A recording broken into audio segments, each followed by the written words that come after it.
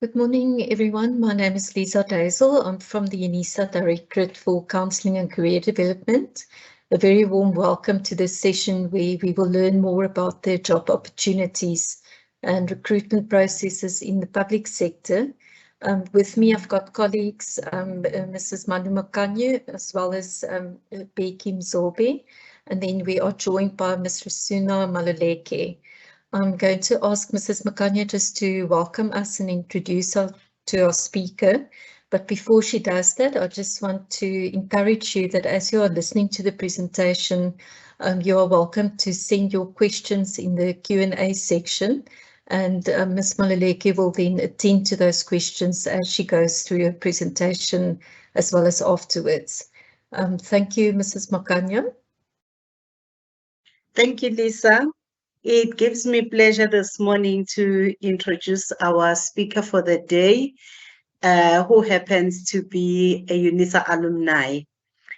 She is with Career Development Services, also known as KHETHA, which is the brand name which the Department of Higher Education and within the Department of Higher Education and Training. She holds a postgraduate qualification and has 11 years of working experience in the higher education space, working with learners, students, and graduates.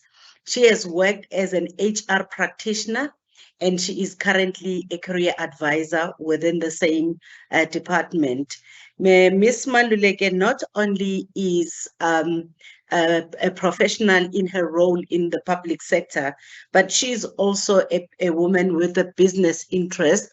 She is involved in the hair business, and she is also involved in baby goods business as well as rental apartments, but going by the name of Nduma Properties. Ladies and gentlemen, please help me welcome Ms. Risuna Maluleke. Thank you, Lisa.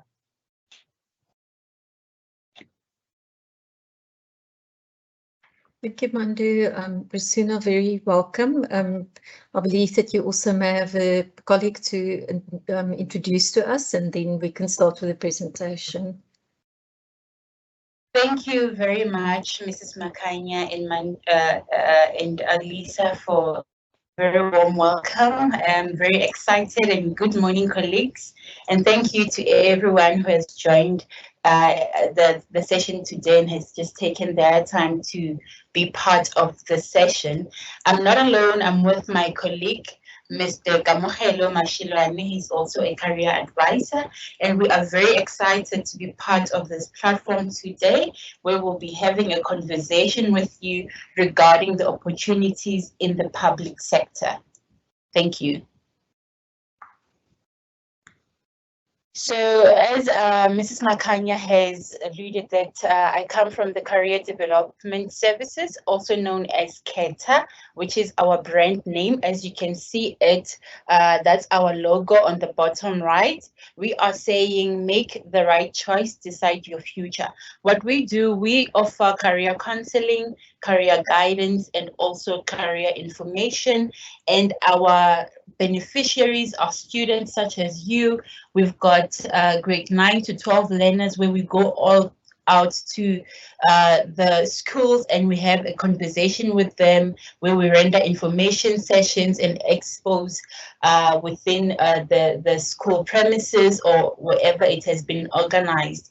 And we also get to talk with education and training entities where we also train them because they get to deal with different clients on how they can have a conversation regarding career choices and how they can also assist learners in making a well-informed career decision or the niche youth in terms of employability skills. We also speak to career changes, people who are already in other careers and would like to change their careers, on what other opportunities can they look at when it comes to careers where they can venture into different careers according to their interest as well. We also speak with parents where we assist them on how can they get to support their own children into making a well-informed career decision. We also train educators, LO teachers, where they get to become career development practitioners in assisting learners on a daily basis with different aspects of life that impact on their career choices as well. And we also have conversation with people living with disabilities, offenders, and NGOs, where we also get to train the NGOs because they go all out and speak to different clients whom they can assist in making a well-informed career decision. Right. So we are here because we want people of all ages to have access to quality and differentiated career information so that they get to make a well-informed career decision and also to deliver high levels of employment and help to increase the sustainability of the economic growth within the country. And this is all because, for example, I'm one of the people who never had a career information advice while I was still in high school. So we want to close that gap where there was a high number of learners who didn't get or receive career information, and also the high unemployment rate, the high dropout rates in the PSET system, and also the mismatch between demand and supply. And this, we want to promote lifelong learning.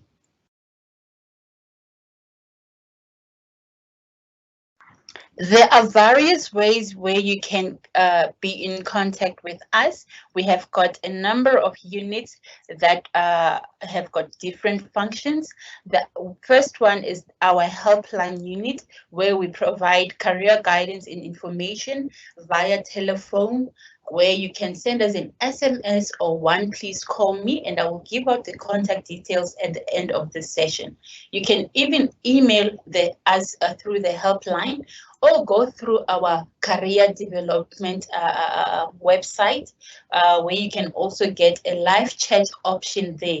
When you go onto our career website, a career help website, the pop-up box at the bottom for live chat, it comes out, and you'll be able to have a conversation with a career advisor online at that particular moment. We also have got the communications and outreach unit.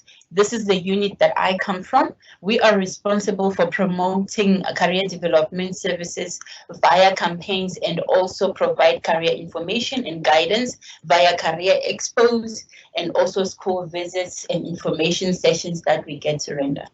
We are responsible as well for training LO educators, as I've mentioned when I was talking about the beneficiaries, the TVET SSS, and also the NGOs. Job readiness information sessions for the niche youth, where they get to prepare in terms of how they can prepare for the world of work, and also we talk about career, the highway, and how they can also write their cover letters. Now, we also have got the post-school coordination unit. They are responsible for coordinating all post-schools career-related functions. We also have one of our units called Information Service and Advice. This unit is the unit that does all the research for us, for the information that we get to share with our beneficiaries, information that we get to put on our social media platforms, and also our career on all our website platforms. They are responsible for collating and also quality checking the information. They consolidate the information, and also of career information and publications on our online platforms. We also have got the policy and coordination unit. This unit is the National Coordination Career Development Services and Partnership Development.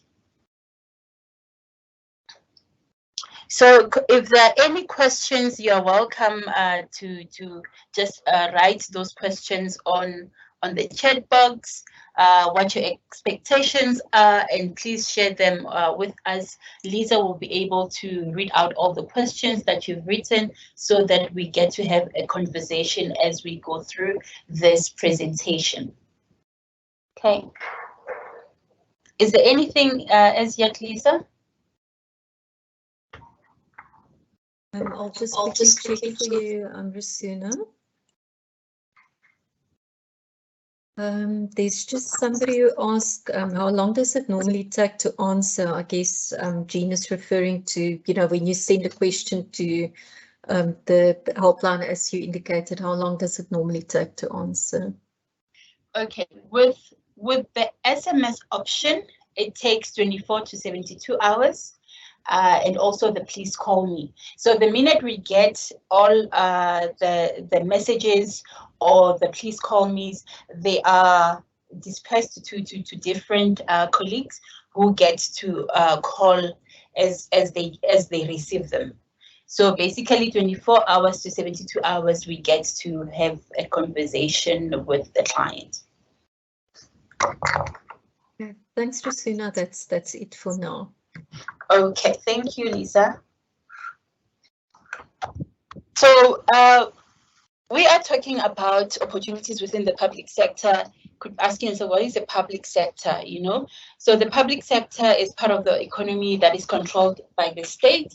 We've got government departments, we've got state entities such as the National Youth Development Agency, which is the NYDA. We've got the Sector Education and Training Authority, which are the SETAs, and in South Africa we have got 21 SETAs.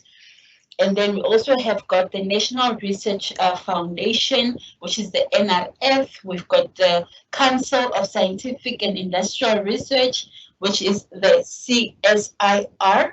And we have got Small Enterprise Development Agency, which is the SEDA. And then we also have got the Small Enterprise Finance Agency, which is the SEFA. We also have municipalities, public schools, and also health, public health organizations.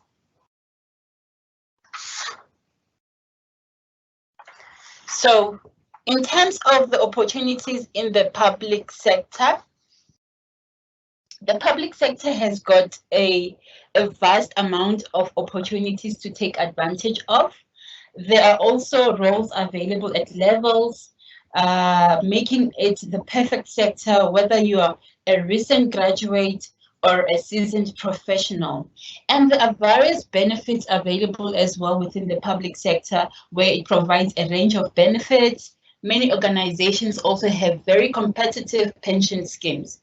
In terms of the career progression within the public sector, with extra training comes a great chance of career progression, and you'll also find that there are many opportunities for one to progress as you learn new skills and also gain qualifications as you advance within your career. It offers excellent opportunities for additional training as well. And the big culture that public sectors don't skip yet, Lisa. There's also a big culture of organizations investing in their staff. That's what public sectors does. They invest in their employees for one to learn and also develop within their role. So we've got learnerships available, the internships, and also jobs that are there. So in terms of learnerships, it's all managed by SETAs, and then also governments do offer, there are learnerships managed by SETAs to help skill learners and also to prepare them for the workplace. It is also a work-based learning program that leads to an NQF registered qualification. Learnerships are directly related to an occupation or field of work. For example, when it comes to learnerships, we talk of pharmacist assistants, we talk about hairdressing, and also electrical engineering. You can go to the next slide. So an internship is a temporary position created to provide graduates with supervised on-the-job training, internships for students and university graduates who are seeking some kind of work experience at an entry level. And then in terms of the internships are offered for different career study fields. the basis of internships as well, colleagues, is that it gives a graduate the opportunity for career exploration, development to learn new skills, and also it is a professional learning experience that offers meaningful practical work related to a graduate's field of study or related career interests. So for one to get this type of opportunities and employment as well, you can visit www.dpsa.gov.za for the latest advertised internships. Now, jobs, you earn a salary that is market related for the post. It is a post of employment, whether you can get it as full-time based or part-time based type of an employment. Now on the DPSA, it's the Department of Public Service Administration. This is where all the government departments get to advertise their opportunities. Every Friday, a circular comes out. So I would really suggest that every Friday, you get to check the DPSA website where you can see various departments having available opportunities from internships to job opportunities that you can take advantage of. Next slide, please. When it comes to jobs, there are different levels of jobs, entry levels. There is an entry level, you get your middle management and also senior management.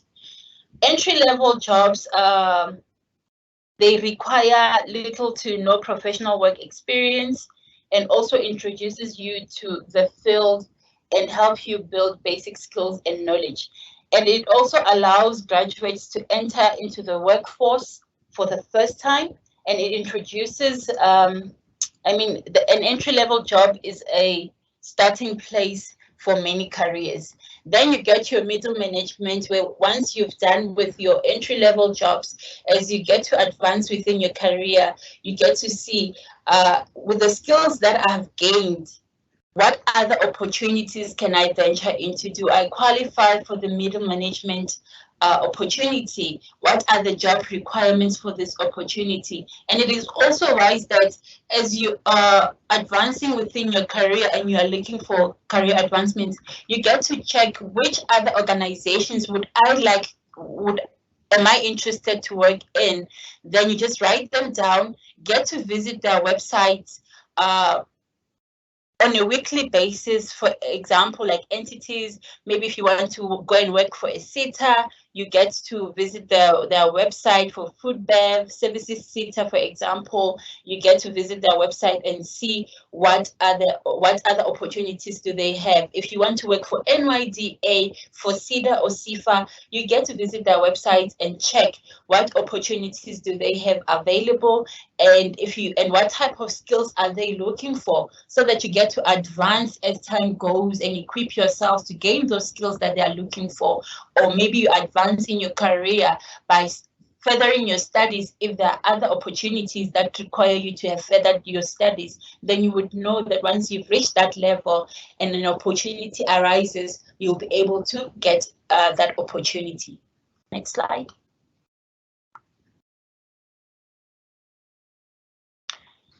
Entrance to the public sector. Before we talk about this, Lisa, are there any questions? Risuna, we've got a question from Wandisile. Excuse me. Do you know whether internships or learnerships are limited to younger people? May you please repeat that? Sorry, Wandisile is asking, do you know whether internships and learnerships are limited to younger people? Okay, my colleague has just joined me as well, and her name is Harriet Mahuleke. She would like to respond to this question. Good day, everyone. Normally, opportunities regarding learnership, internship, they are limited to youth in most cases. So it is till the age of youth, which I think is 35, if not mistaken. So those opportunities, they are specifically limited to youth. That's part of how they want to enhance youth. So if a person is older than 35, then they will have to search for different opportunities. Those ones, they are specific to that. Thank you very much. There's just one more question. I'm not sure if you will be covering it maybe further in your presentation, but Tina was asking about what tips can you give someone applying for a public sector job? Okay, thank you, Tina. When you're applying for a public sector job or any other opportunity, the tactics that you use are actually the same. You need to look at what the job entails, what the requirements are, and what supporting documents you would need to provide.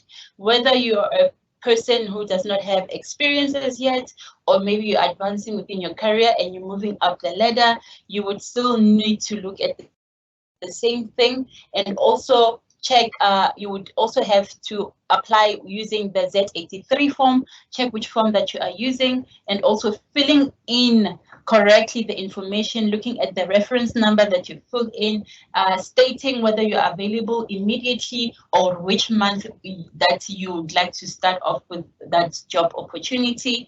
And also, reading is one of the most important things that you would need to do, understanding what the Z83 form is requiring of you, and putting in the relevant information, not lying on your applications, and also proofreading the information that you've written on your curriculum vitae together with the application form that you are using, which is the Z83 form, that it corresponds. Because the minute the information does not correspond, it means that you are lying. Therefore, that will put you at a disadvantage.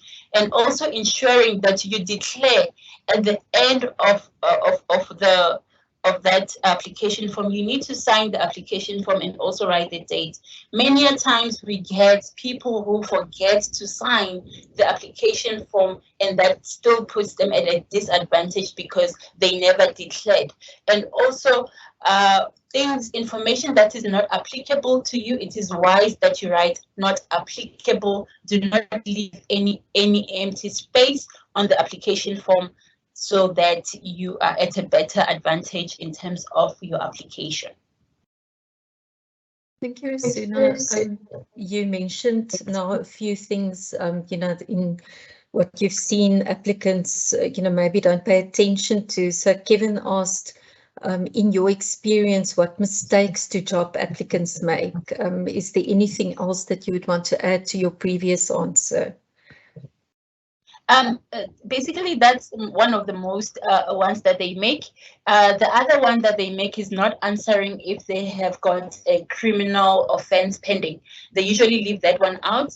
Therefore, a person that is dealing with the application form or the selection process, they don't have the answer to that. Therefore, it puts them at a disadvantage. So if one has got an offense pending, it is wise that they do state that they have one. If you do not have one, still write that you do not have one. So you mark at the applicable space for one to know whether you have or you do not. So those are one of the most ones. And the other ones is where information does not correspond with the application, the curriculum vitae when it comes to their work experience. So ensure that the date and the year corresponds on your application, on the Z83 application form, and also on your curriculum vitae that you will be providing us with, or providing the public sector, in fact, when you do your application.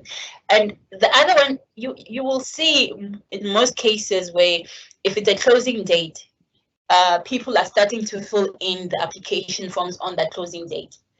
I can assure you that 90% of them make mistakes when it comes to that, because you are rushing, you're not paying attention to detail, you're not giving yourself enough time to proofread the information, and also checking for mistakes or any other issues that might arise during that period.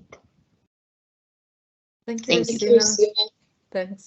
I guess also what could be effective is, you know, since it's so important for you to really pay attention to the details, is to maybe ask one or two other people just to, you know, check whether you've captured everything correctly and whether they can pick up any mistakes before you submit. Yes, that's true. And just to add on that, Lisa, people should not use one CV for all job posts that they apply for. A curriculum vitae needs to be personalized according to the particular opportunity that is available for it to be effective. Rather have one curriculum vitae that is a master CV that has got all the information with your that covers all the experiences that one has received throughout the years, and also when they get to apply for a new opportunity, reading the job description and also what is needed there, having to personalize the information to fit for that job post. We're not saying that lie, but personalize information according to the experience that one has gained in line with the job post that you are applying for. It is also great to do that because you wouldn't want, or recruiters or HR practitioners, they wouldn't want to go through a 10-page CV. Meanwhile, the other information is not really relevant that they have provided on that particular post. Thank you, Risuna. Those are the questions for now. Okay. Thank you very much, colleagues, for the questions. We proceed. So basically, the entrance for, I think, yeah, we've already covered the qualifications and everything. The entrance to the public sector, it's important to basically have a self-introspection. Think about what is it that you can do in terms of the skills that you've gained while you were still studying, and also the skills that you've gained while you're still studying, are they transferable, or you still need to learn more skills to develop yourself? And also think about what are the learning, what are you learning from your qualification? What can you extract from it? When you were doing your assignments, having to work in a group, what have you gained? Were you able to work in a team? Was it difficult for you to work in a team? Such things, when you were also putting in or submitting your assignments on time, what skill did you learn during that period? It also shows that you are committed to your work and you're also determined in terms of what you are doing. I mean, one of the skills or one of the things that a UNISA student or a graduate holds dearly is that you are able to work on your own with minimal supervision, because you study on your own, submit assignments on your own, prepare for examinations on your own, and still do quite well afterwards. So this is one of the skills that you can actually take out if you've never worked anywhere before, and to reflect and say that as a UNISA student, this is what I'm actually able to do. And I'm able to also solve issues while we're working on our assignments. I was able to deal with different challenges because one of my peers was unable to do this, and that, you know, you give out examples. And also think about how can you gain more skills to make you stand out. What is so different about you from the whole crowd of people that are looking for the same employment as you? What have you done? Do you go extra mile? Have you volunteered to gain more skills? Have you done any job shadowing? If you don't know anything regarding the job position that you or the job title that you want to be in, what type of work do they do on a daily basis? You need to do informational interviews where you will get to learn more about that type of work, and also how can you basically go through the day in terms of that within that workplace. Is it for you or is it not for you? What skills do you still need to develop in order for you to put out the work that you need to do on a daily basis? Next slide, please. We spoke about skills earlier on, that there are skills that one still need, if you feel that you still need to train on. These are type of the hard skills and there are soft skills. So hard skills are, for example, you've got typing, reading, ability to use software programs. This type of skills you are taught and they can be acquired still, you know. So fixing and repairing, you gain this type of skills in particular career fields. It's not everywhere where you can gain the skill of fixing and repairing. For example, I did psychology. There was nothing that had to do with fixing and repairing. However, maybe I might have learned it privately that I'm able to fix this and repair something, you know. And there are also mechanical operations as part of the hard skills training, financial management, conducting research. Writing is also one of the skills that we are taught. Not everyone is a writer, and also construction. These are the skills that one can still be taught and still learn on advanced end. And then we have got soft skills. May you please go to the next slide?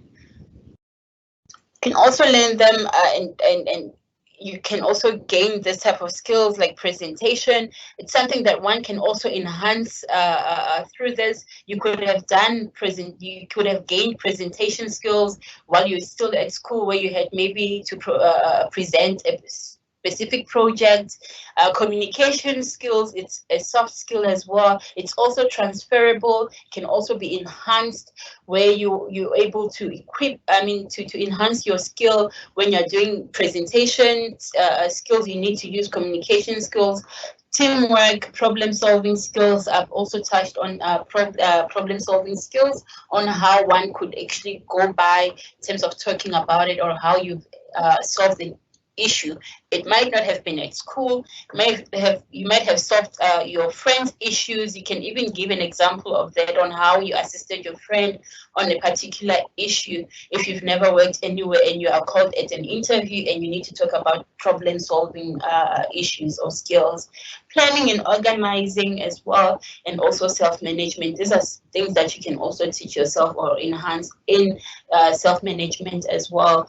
How are you an organized person? How do you get to plan out your day? How do you get to plan for your studies or your assignments? So when you go to the world of work, you would know that there will be projects that you'll be required to do, and also you need to submit them before the due date. So how do you get to plan and organize yourself within that period that you are given the due date to submit? Do you wait until the date arises, or do you want your manager to follow you around to keep on checking how far are you with that particular project? Or you know that you are the person that you will step up, do what is required, do your research, and then provide or submit the project that you are assigned on. Okay. There are also personal attributes that will really assist you in terms of that you need when it comes to employment. Excuse me. You also need to be positive, have a positive mindset, and also be resilient, be adaptive to situations. You know, we were hit by COVID, and so many things changed where we needed to work remotely. Look at us now today. We are doing this workshop on an online platform, which is part of the fourth industrial revolution. Things have changed. If we were not adaptive enough, we wouldn't be on this platform. We would still be struggling, or to change. If you don't accept change, it's something that will be difficult when it comes to a workplace, and you would need to be flexible and accept change and be adaptive to the situation. Be persistent. When it comes to opportunities, keep on applying, colleagues, keep on applying. I cannot emphasize it enough. If you were called into an interview and it was unsuccessful, or when after an interview, reflect what happened on this interview.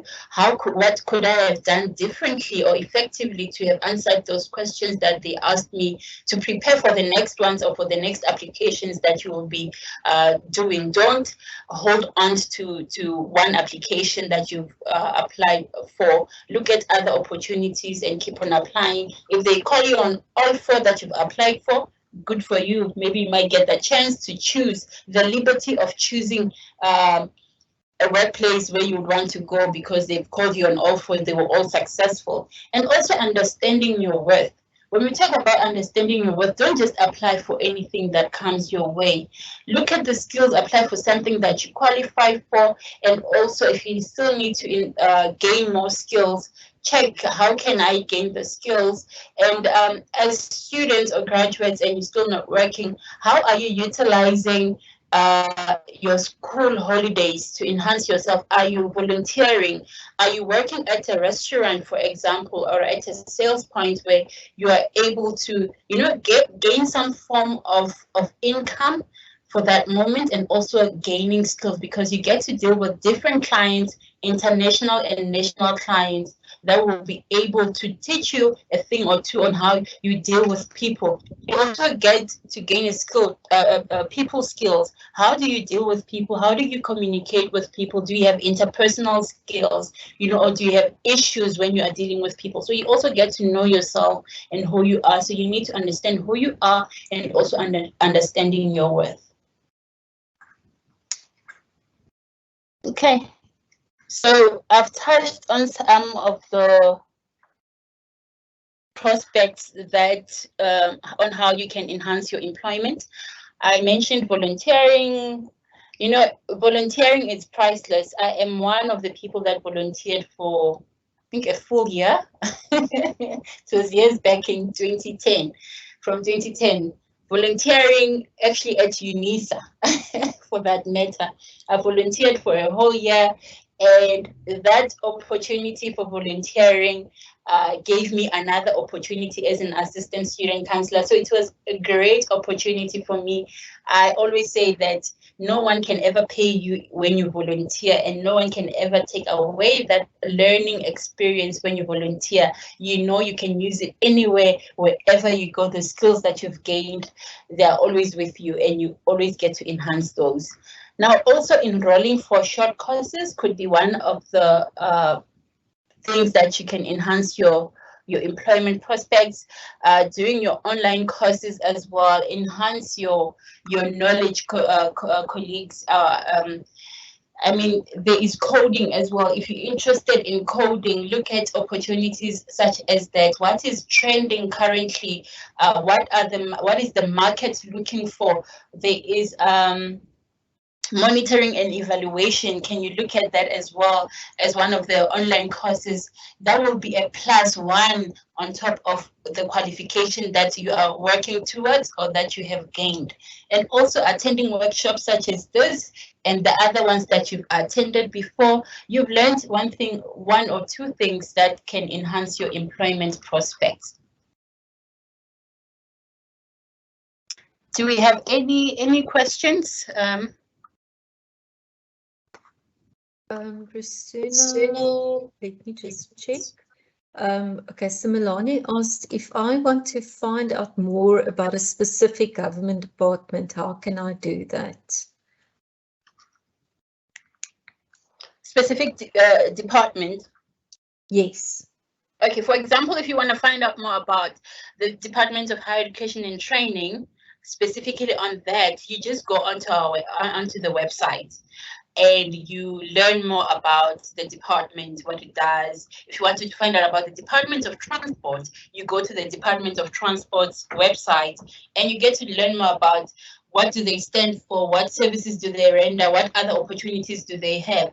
However, if you want to check the government opportunities all in all, they are all posted or advertised within a DPSA website, which is the Department of Public Service Administration website. So every Friday, as I've mentioned, the circular comes out, whether they've got opportunities, internship opportunities, middle management opportunities, or any other opportunities that are there.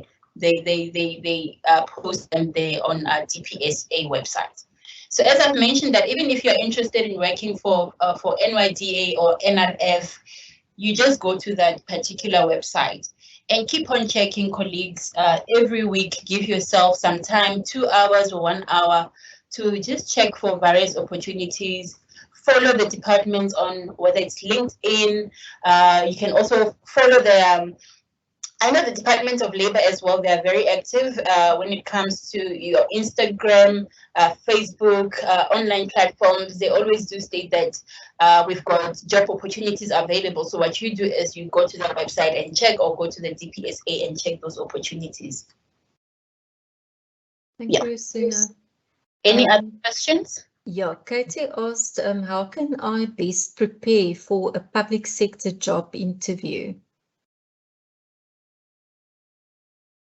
Okay, Harriet will answer. Good day once more.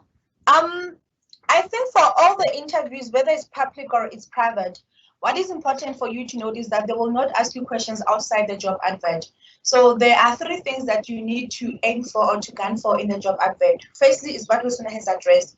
In the job advert, you will find what we call the hard skills. The hard skills, normally they will have to do with your qualification and what you have acquired through your qualification. The second part is where you're going to find the soft skills. They will be listed there. On the soft skills, this is where they want to know if you can be a team player, if you're good with that, your organizing skills, your planning skills. So what do you do as soon as you start identifying those skills? The first thing that you need to do is to start to create scenarios with regards to your experience. Even if you don't have a formal working experience, you have a life journey. Some of the skills are skills that you could have acquired while you're still at tertiary. Even if when you are currently maybe at UNISA, you do maybe lead a group, there's a possibility that maybe you're a class rep. There is a possibility that in a particular assignment, that is a group assignment, you are the group leader, So if given an opportunity to say, what's your leadership role? Even if you haven't worked formally, you haven't managed anybody else, but you could be able to extract that as an example. Sometimes they could even be outside, your institution. It could be maybe you are a leader of your youth, at church. You lead for a particular choir. You lead, you are a captain of a particular team. Those are the skills that you must be able to sit and try to check your journey and start to extract examples. Then lastly, there will also be what we call a job description where your duties will be, reflected. One of the things that you need to do is to start to make research in saying if they've got 5 bullets, with regard to the job description, and I'm only, familiar with 3, but the other 2 I do not know. Don't go to the interview without knowing them, because the possibility that you're going to get a question with regards to them is very high. So the least you could do is that you make a further research. When asked a question of something that you've never dealt with before, there's nothing wrong in explaining to them that I've never dealt with this thing, but however, I have an understanding of how it is done. Based on research or based on the current trends, this is how 1, 2, 3. One will need to do 1, 2, 3, and 4. So the most important thing that also Risuna has highlighted is that the employers are also looking at what we call attitude. It's not about you getting all the answers right, but is your attitude in the right place? Are you the type of individual that we can see that there is a willingness to learn as an individual? So that's how I'm going to advise you. Check for 3 things. Check for your hard skills, check for your soft skills, check for job description, and create scenarios. You cannot be doing the name. And attitude is very important. The most important thing that you must understand is that already they have your CV. Already they maybe some institutions already they would have taken your qualification to SAQA for verification and all that. Sometimes it's not about the qualification you have. Is it about are you the type of individual who can fit in within our culture? That's what we are trying to check. Are you the type of individual that can be easier to work with? Or because it's very hard to hide the core of who you are. We are able to pick it up that no, this one is one of those. You could see that they have passed very well with merit, but you could see that you're going to deal with a difficult individual. So your willingness, it's also very key. Thank you. And just to add also on what Harriet has said, when you're preparing for the interview, when it comes to your clothing, you do not have to go and buy new clothes for an interview, because we understand that we all come from different backgrounds. Just wear what you have. Just make sure that you've cleaned up yourself, your clothes are clean, and you prepare for that interview and that they look presentable basically, and just go well prepared, having had that research about the company or the organization that you would want, that you're called in for an interview. Thank you. Any other questions, Lisa? Thank you, colleagues. There's one question.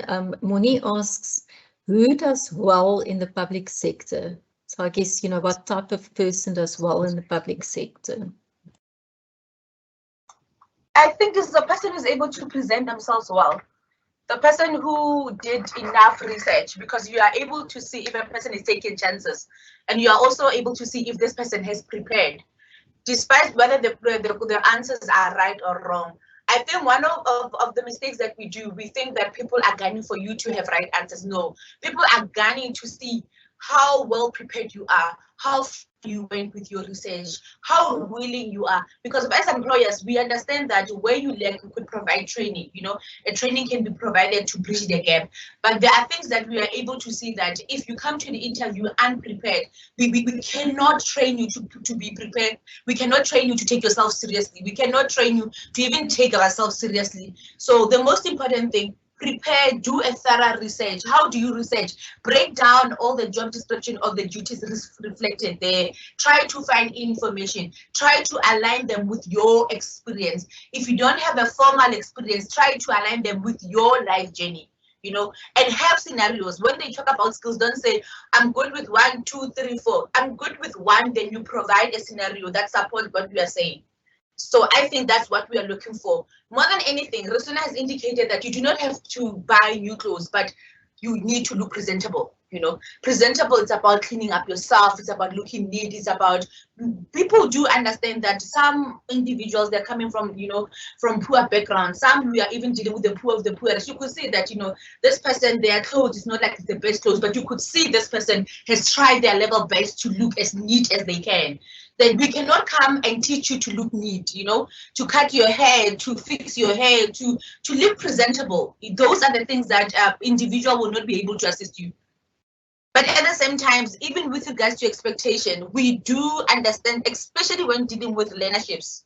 In most cases, you are dealing with learnerships and internships. You are dealing with freshly graduate or a person who still wants to come into the program. So we don't expect them to come looking on point, you know, 100%. We don't also expect them to be able to present themselves very well. Issues of background as well. Some, they cannot even fully express themselves in the Queen's language in such a way that is, you know, it is acceptable. But you could see this person is trying. You are also dealing with human beings who also understand the background and the circumstances. Your CV automatically would have explained where you're coming from, would have explained the type of school that you went to. So all of that is taken into consideration, but at the same time, all we're saying is that you need to play your part. And be committed as well. Thank you. Thank you very much, colleagues. The last one is it's more of a comment. It's not really a question, but Anonymous says, thank you for the encouraging presentation. Sometimes we feel like giving up due to nepotism and corruption. However, we are not going to give up. So that's a comment from somebody who just felt inspired. And thank you for the encouragement. Yeah, thank you. And you know, people have got that stereotyped mentality, and I'm not saying that they do. However, where they feel like for one to be to work in a government organization, you need to be knowing someone. It's not like that, colleagues. I didn't know anyone when I came in. Harriet had no friend. She had no relative when she came in, and we just basically put in our CVs in the application box, and we waited like any other person, and here we are today, 5-6 years down the line. We're still working at the department, and we are still getting like new interns within the department, and any other department are also doing the same thing. So do apply and keep on applying. Hence I said and indicated in the beginning that once you've put in the first application, don't just wait for the response. Keep on applying, be consistent until you get what you're looking for. If you feel that you've been applying for too long, revisit your curriculum vitae, revisit the application processes. What went wrong? You might find that the information was not corresponding. You might find that the information that you've provided was not enough. You know, something was missing on that. Get someone to mentor you. You can also send us you can also, contact us in terms of how can we assist you in giving you websites where you can search or enhance your curriculum vitae. how to write a cover letter. We'll be able to do that research for you and also just give you the information where you can basically do it yourselves and empower yourselves in having the latest templates for your CVs as well. And you know, there's one person that we once assisted, and their CV was in gray, printed in gray, and maybe the font was a 7. It was very small. So imagine someone sending out that CV. You're sending it to a person that has got a very the eyesight is not too good. They use spectacles. They have to squint their eyes in order to read. Let's make CVs presentable. Let them be clear. Use the correct font. Use the correct wording. You know, we'll be able to assist you with it for free. Thank you. Thank you, Risuna. Yeah, so those are the end of the questions and the comments. I just want to, you know, from my side, thank you very much, you know, to the colleagues. Risuna, is there any kind of like last comments or reflections that you'd want to do before we end the session? There's the next slide. Oh, there is a next slide. My Yeah. apologies. No worries. I saw reflections thing. I thought, no, Yeah. we're done. About our contact details, if I'm not mistaken. Oh no, job search. Okay, got, yeah. So job search, I think we've already mentioned most of this. Where do you search for opportunities within the public sector? For government posts, you go to www.dpsa.gov.za. We also have got our career help website, which is www.careerhelp.org.za. So as I've spoken, mentioned the information unit, that's where they do all the research, look at the available opportunities from different organizations, make sure that they are reliable and valid, and then they get to post them on our Career Help website or post them on all our online social media platforms. You can also register your CV at the Department of Employment and Labor. Ensure that you go to isa.labor.gov.za so that your CV is there, and any other recruiters looking or offering learnerships or apprenticeship internships, they're able to get hold of you. Next slide. Next slide. In terms of the job application, I've mentioned most of this. I've mentioned that ensure that you complete all sections and make sure that you mark it is not applicable where it is not applicable. Fill in your personal details correctly. Proofread everything. Take your time to complete the form, and also keep a copy of your application form. It will come in handy if they invite you for an interview. If you lose the copy of your application form, you can still request it from the recruiter to send you the job advert so that you can refer back to what you've applied for and prepare on time. Important things to consider, we've already mentioned that. I'll just quickly go through it. You need to read through the job advert, check for closing date, it's very important. Analyze and understand the requirements, colleagues, and also contact the contact person for clarity and further information on the job advert if there's something that you do not understand.